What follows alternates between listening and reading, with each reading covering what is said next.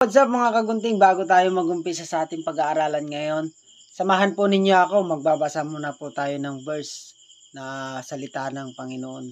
Ito po yung ating verse of the day. Sino mang magsalita ng isang salitang laban sa anak ng tao ay ipatatawad sa kanya. Datapwat, ang sino mang magsalita laban sa Espiritu Santo ay hindi ipatatawad sa kanya, kahit sa sanglibutang ito o maging sa darating. Mateo 12, Kapitulo 31 hanggang 32. Mga kagunting, mga kapatid, ang message po na ito po ay tumutukoy po sa anak na Hesukristo at Diyos na makapangyarihan sa lahat.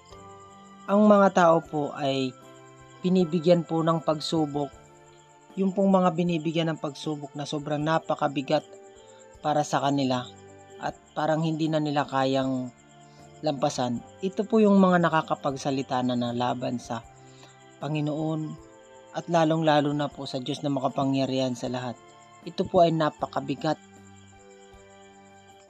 na gagawin ng isang nilikha ng Diyos sa kabila ng tayo, sila at yung iba pa na nilalang ay iningatan hanggang sa nabubuhay hanggang sa ngayon, ay nakakapagsalita ng hindi maganda sa Diyos pagdating ng pagsubok na napakabigat.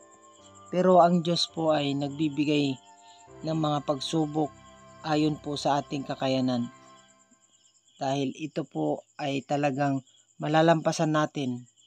Tayo lang po ay manampalataya, magtiis, manalig sa Kanya, sundin natin ang Kanyang utos. Dahil ang Kanya pong pasanin na ibinigay ay hindi mabigat.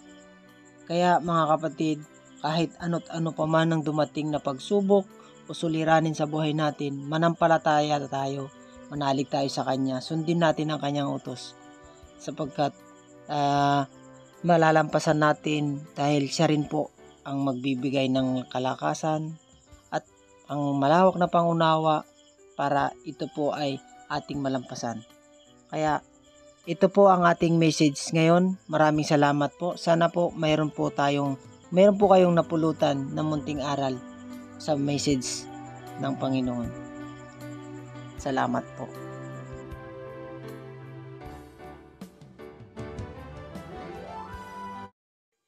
Yo, what's up mga kagunting? Kamusta kayo? Welcome back po dito sa ating pag-aaral sa paggugupit.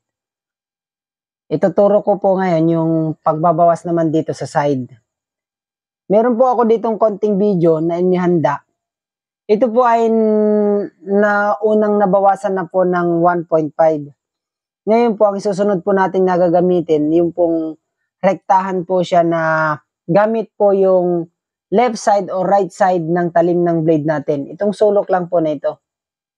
Yan. Pag ginamit po ninyo ito ay puro ito lang po yung nakadikit. Tapos yung tulak po, pansinin po ninyo, puro palabas po, puro pa ganon. May konting tulak tapos puro kabig palabas po yung ating kamay. Bakit po yung sulok lang yung aking ginagamit?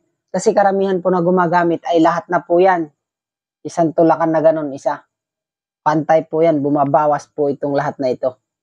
Ito pong ituturo ko, ito lang. Bakit ito lang? Kasi po, kahit gaano kakapal yung ating tatabasin na buhok, pag kaunti-kunti lang po yung ating papakainin sa talim, malakas po yung makina ng clipper natin, mas mabilis po siyang gumalaw pag hindi po kumakain itong buong blade na to. Pag ito lang kalahati na to, easy lang po niyang putulin yung buhok. Kumbaga chicken na chicken lang. Ayan. Meron po ako ditong inihanda na kaunting video. Ay sana po may matutunan kayo dito at pwede nyo po itong gayahin o gawin na technique.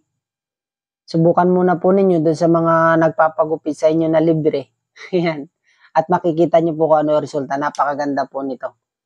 Kaya yun po, maraming salamat po. Sana po mayroon po kayong natutunan sa ating konting video at tutorial.